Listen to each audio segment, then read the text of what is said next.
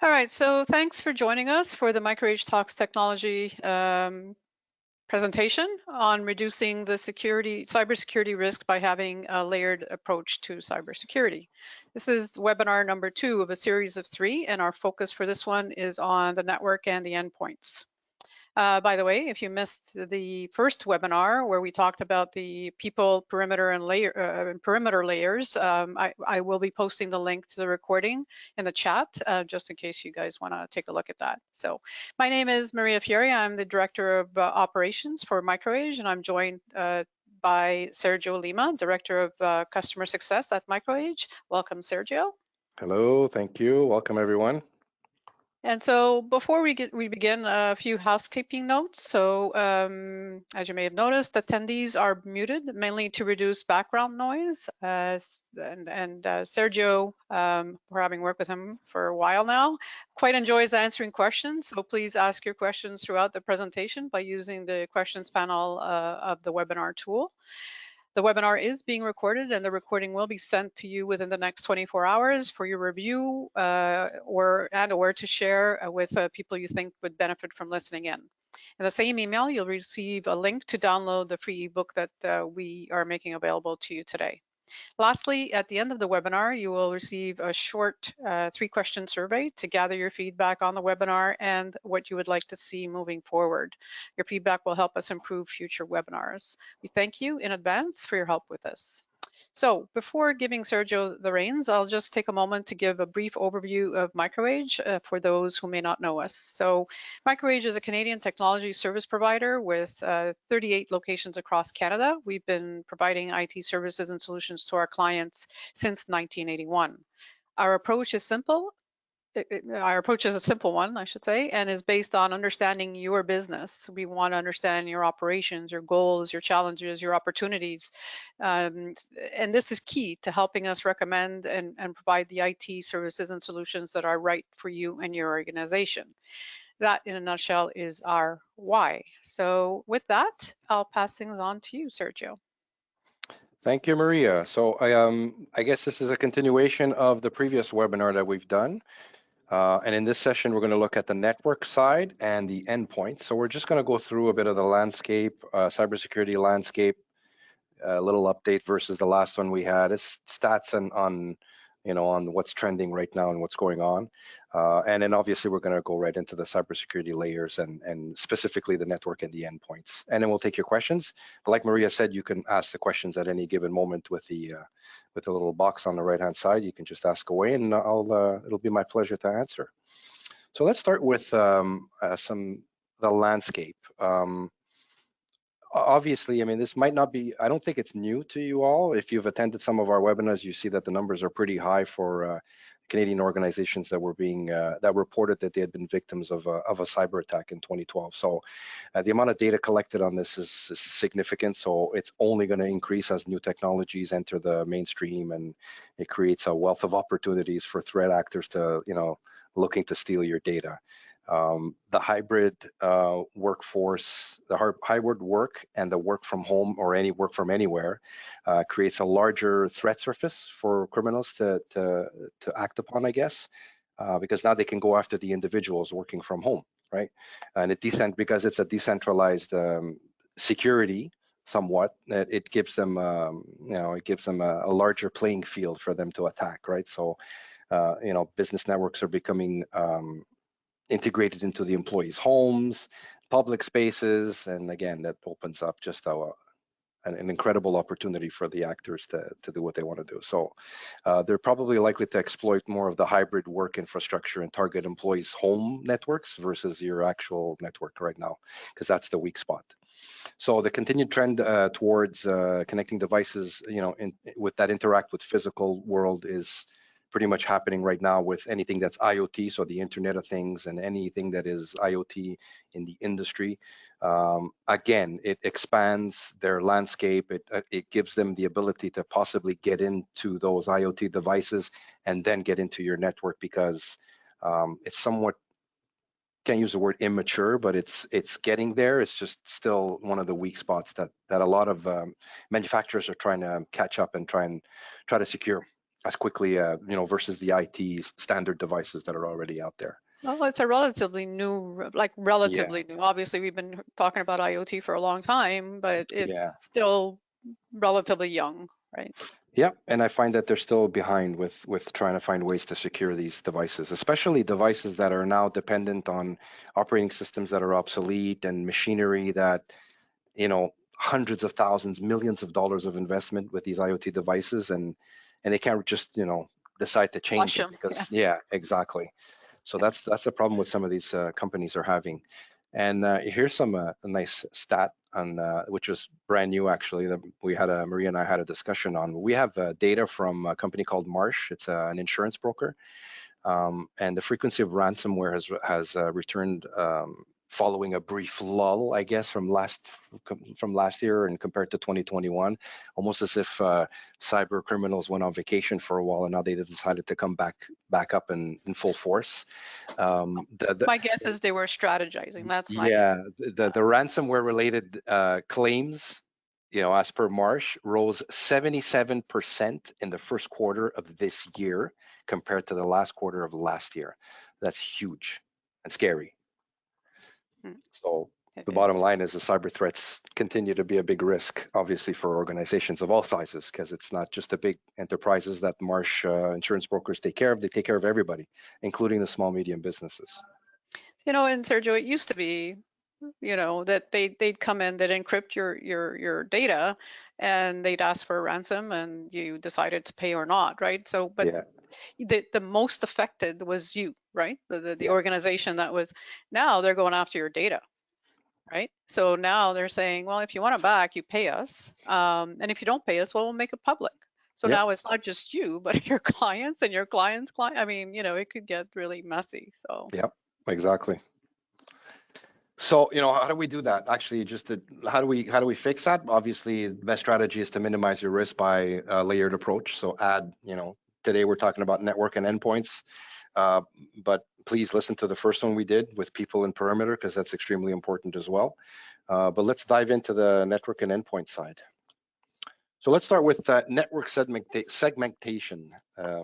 Without having to be too technical, it's the ability to separate or segment your network traffic, and how your users are connecting to different systems and how your systems talk to each other within that environment. Obviously, it's done with combination of firewall switches, routers, etc. It's all infrastructure equipment that can be properly configured to separate all of your network. And obviously, you do that for several reasons. One of them is for security reasons, right? So you're limiting the access privileges to only those who require certain things. So as an example, if you're running an accounting department has a specific server they're using for accounting, well, do you necessarily have to give access to your salespeople? Do they really need to see that infrastructure, that system or solution that's in place?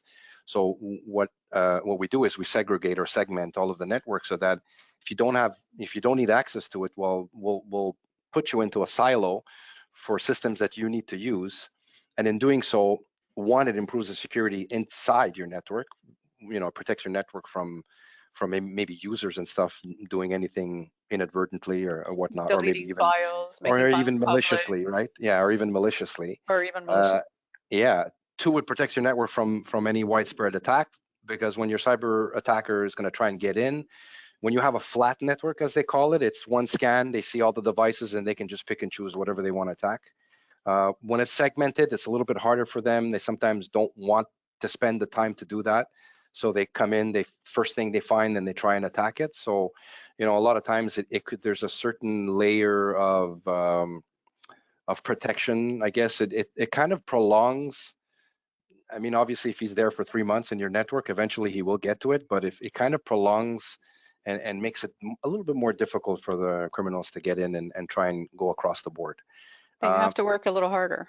yeah, and it increases which this was the original reason why segmenting was done many, many, many moons ago. It was done specifically to increase performance, network performance of all your users, and to try and access systems and applications and devices that, if there's more traffic on one side, then, well, you don't want everybody affected by it. So that was the primary reason, not anymore. It's all about security. And then obviously, talking about segmentation, well, it's always best practice to go into your wireless side and to do that same exercise that you've done for your wired LAN, but you have to do it for your wireless side. So, you set up some access points for your users or your internal users to have access to certain systems.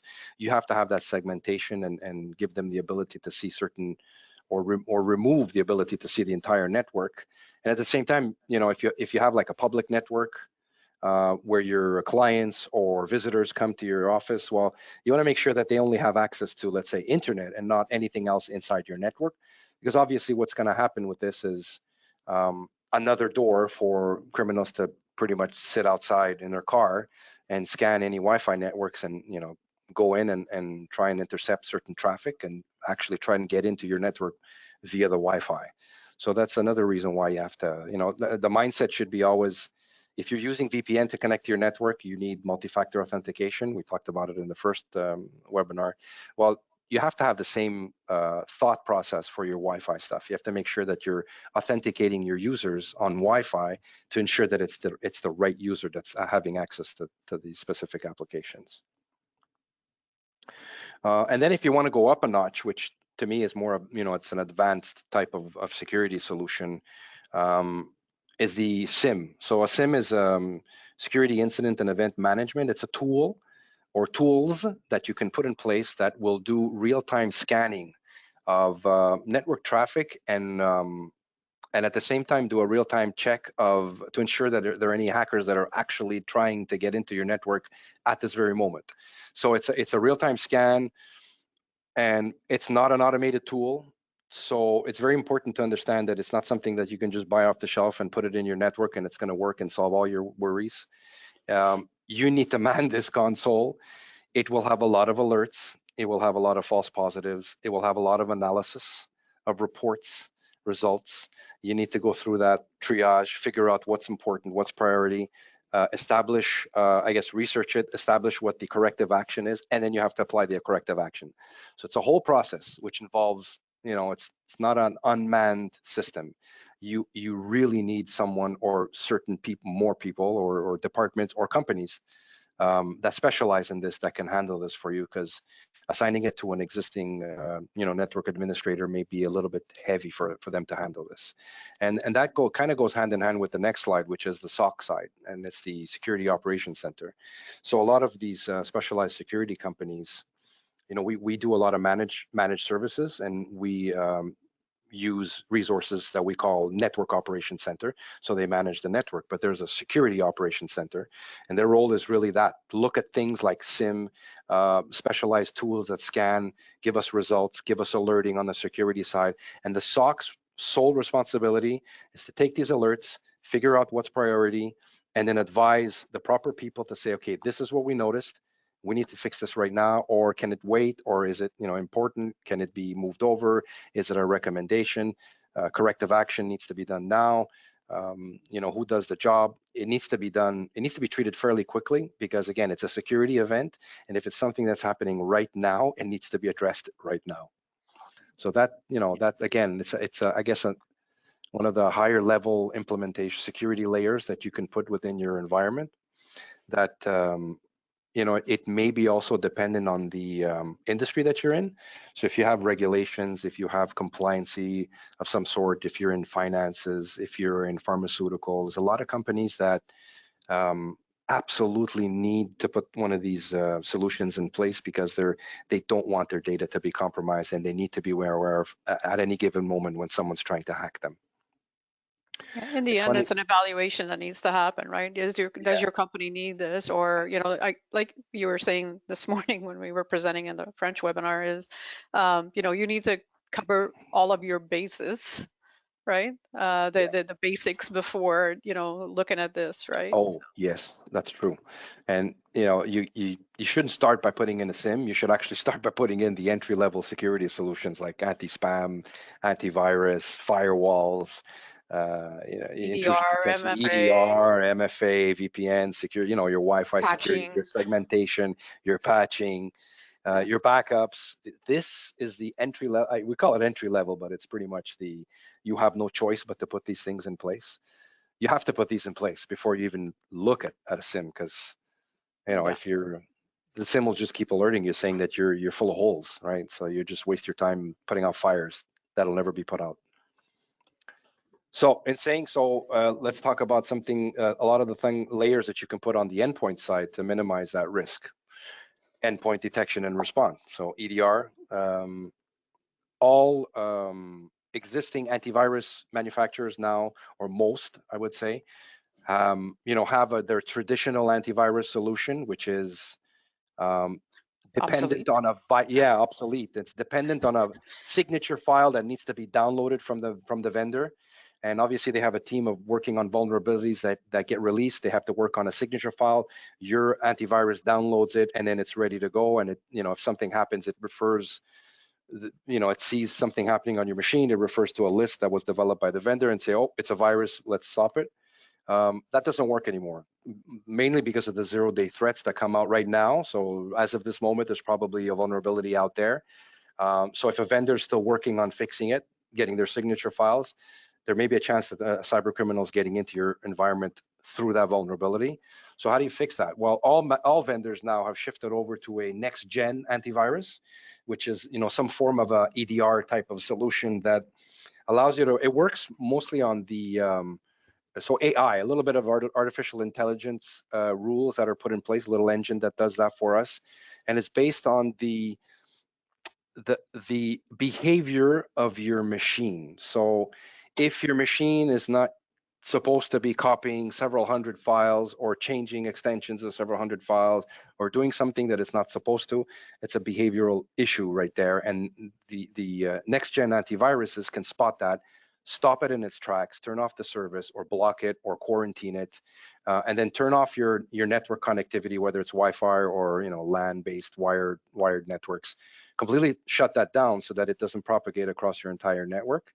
And then some of these vendors also have the ability to revert to the latest version of file that was not corrupted. So if it does corrupt some of your files, you have the ability to restore from a point that was not infected. So much more intelligent as an antivirus versus the traditional antivirus. And I like the point at the end, it's the requirement from most cyber insurance. It is there at Mm. every single questionnaire that I've seen in all of the insurers that I've seen, and we deal with a lot of customers that have to fill these out. It is always there, and it's always based on, that question is not, do you have an antivirus? It is, do you have a next gen antivirus, in brackets EDR? That's the question. That So and make sure you're MFA, on it. right? MFA is also one of those That's right. big requirements. Exactly. So, obviously hand in hand with patch management, if you're not able to see a global view of all your machines, what's updated and what's not, that's a problem, because it's nice to put stuff in auto patch update and assume that the system's going to automatically download it and apply it. But the reality is there will be some machines that may not be able to patch certain things, may have errors, may not warn you, and you can go days, weeks, months without having machines patched, and that's a problem. So if you're a smaller business that does not have the Windows calls the software update server, or the SUS server as they call it, that centralizes the patch distribution and application of all patches. If you don't have that, well then it's you have to find a way to find something centralized that will do a scan of all these machines and come back to you with the status of what's going on with every device, what patches are missing, and then you can take corrective measures to try and get that done. Now, it's not as easy as I just said it was. But what could make it easier for you is obviously if you deal with someone like, a company like MicroAge, where we can actually do all of that for you. So we do that with the monitoring and the alerting services. So there's agents on all the devices, and they will constantly check for services that are not going very well or problematic, including all of the patches, memory utilization, drive space, you running out of drive space. These are all, monitoring services that we provide to our customers. And obviously, if patches are not being applied, we can reapply them, call the user, and ensure that that the machines are up to date. Because whether you like it or not, this is still one of the popular vectors of attack for a lot of the cyber criminals, because there's still a lot of machines that are not being patched properly, and people assume that they're patched. And That's the biggest problem. there's certain solutions or products that there's vulnerabilities that appear that they didn't know were there. So it's almost Yeah, a constant, right? Every day we hear about a new one that we need to, and then we have to go through the list of customers and say, okay, is anybody vulnerable here? And we need to get them patched, right? So yeah, exactly. And there's a lot of times Microsoft releases patches. Obviously, they have their Patch Tuesday. Patch Tuesday, yeah, that comes out once a month, right? But there's a lot of things that get released between those Tuesdays, or every month there's something that gets released. So if your automated patch update schedule is scheduled to go up once a month, the chances are you may be several days or weeks without having a critical patch applied to your machine. And what happens too is these criminals have, tools that, go crawling across the internet and finding Yeah, where they can, where they can go. They don't do this manually, right? They don't, oh, I wonder if Sergio has this yeah, vulnerability. No, it's these tools that allow them to have a look at, what's going that's on right. in the world and picking the ones that they want to hurt, right? Yep, So exactly. So we'll do the drive encryption now, and I need to specify that there's a difference between drive encryption and data encryption, because I get this question a lot from customers. What's the difference? Or the conversation is usually with BitLocker. So if you're familiar with BitLocker, it's integrated with Windows, and obviously Microsoft recommends you put that in place and activate it. What that does is it'll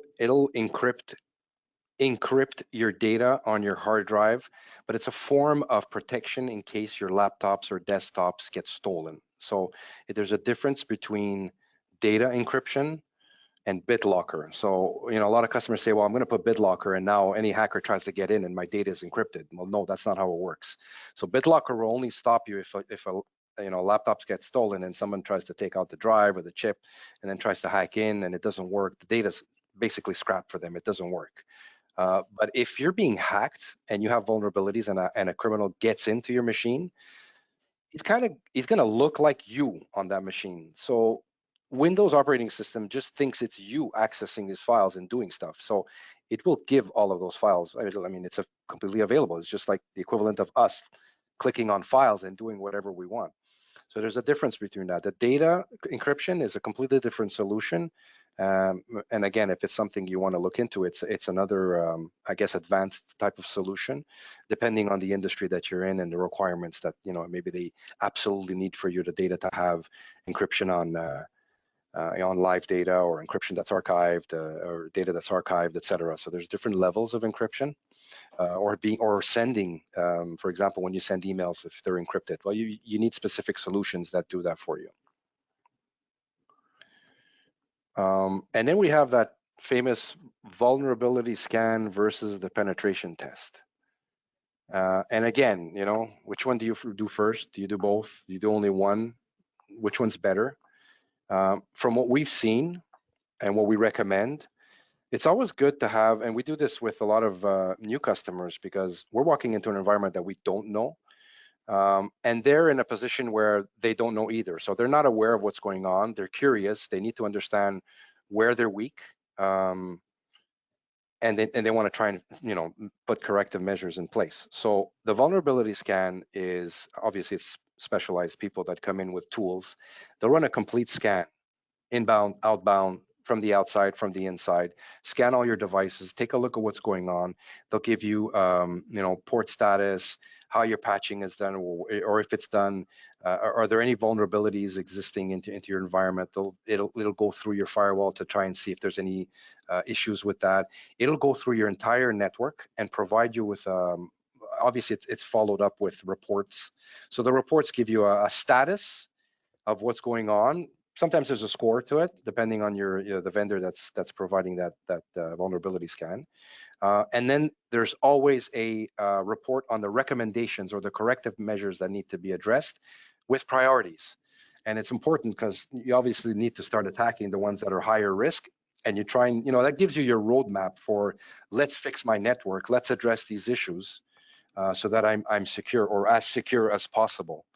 Now, the pen test is more of a validation of whether or not you've put everything you could possibly put in your environment. So the pen test usually follows a vulnerability scan after you've implemented all of your recommendations. So once you've done all your recommendations, you feel safe, then we recommend running a pen test, which is pretty much a real-time version of a hacker trying to get into your network. And that'll, solidify or validate whether or not, what you've put in place is good. And obviously, if there's issues, you have to go back and do some corrective measures. But that's usually how we recommend. Angie Um, says thank you. Was just gonna ask that question. What's the difference? Yeah, yeah. So because those again, two terms are used, sometimes interchangeably and can be confusing. yeah, yeah. Now there's some companies that put them together. They do a vulnerability plus a pen test. Cool, that's good.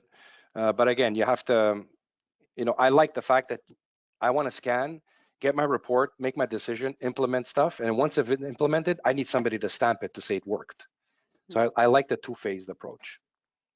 Yeah, and we're getting a lot. We're seeing too the cyber insurance companies asking for, doing that, right? They do Mhm. vulnerability scans and then they come back and Yeah, say, okay, we'll fix all these things and then you know, we'll give you better coverage or whatever it is they do, or we'll insure you, you know. exactly. And then we had a question this morning about how often should you do it. We depends on who you speak to, but we recommend once a year. So vulnerability scan and pen test. Why? I mean, you want to say, okay, I put everything in place. I ran a pen test. I was successful. Everything's cool. Why should I test it again next year? Cyber landscape changes every day, every day. So chances are, in a couple of months, there's probably other stuff that shows up, and then maybe you haven't corrected it yet. And then it's always good to have that exercise you, of at least having a pen test to see if anybody can get in. We're seeing some solutions that are sort of automated Yep. vulnerability scans. I think, like you mentioned, they may not be, like somebody doing it, as in depth, but it might be something that might be of interest to certain clients. Yep. That it just runs automatically once a month or once whatever you decide. Yep. So to have a look at it, right? There are nice tools out there, really good. They do a really good job, and it's sort of like I guess it's scripted, right? So try and do this, look for that, try and hack in, run this. So it's a tool that just does this on a regular basis. Um, Yeah. but I guess it's I don't want to call it basic, but it does a good job at what it's doing. Except when you're a cyber criminal, you're not really using that tool. You're like going above and beyond just that tool. They're trying everything possible, and whether you like it or not, there's an actual human behind that manipulating certain things to try and get into your network. So they are using some of those tools, but they're also using other stuff manually to try and get in. Of course. Yeah. So that kind of covers the endpoint and the network side. And I'm looking forward to the next one in September, which is data and company, because that's extremely important as well. It's kind of like your plan B, I guess, of in case you get infected. You Well, need to you make have to sure have your a data. plan, right? Because like Yeah. we keep saying, I mean, we put all this stuff in place or you put all these stuff in place, but that doesn't guarantee 100% that something won't happen. So if something happens, you need Yep. to That's you need to your have backup plans and you need to know, in case of like have a disaster, break incident glass. yeah, Yeah, exactly. Yeah, exactly. exactly. Exactly that. So So that's going to be in September. But yeah, that's pretty nice. And then we have a free ebook for this session in particular for part 2 for the network and the endpoints. yeah, so we do encourage you to download the ebook and reach out to your local microage with any questions about the topic today. Actually, what I'm going to do is I'm going to put the link to the ebook in the chat, so you don't have to furiously write the link, or you don't have to wait for the email to get the link to download the ebook. So I just put it in the chat for you. So if you have any questions, welcome to put it in the questions panel. Like I said, Sergio likes answering questions, so and we like to test them now and then. Yeah. But otherwise, I again want to thank you for taking the time to join us. We will be taking a short break for the summer, but we'll be back in September, as Sergio said, for webinar number 3 of this series. It'll be September 14th, and the invite will be sent probably sometime in August. So look for that. And yes, we'll be focusing on the data and the company at that point.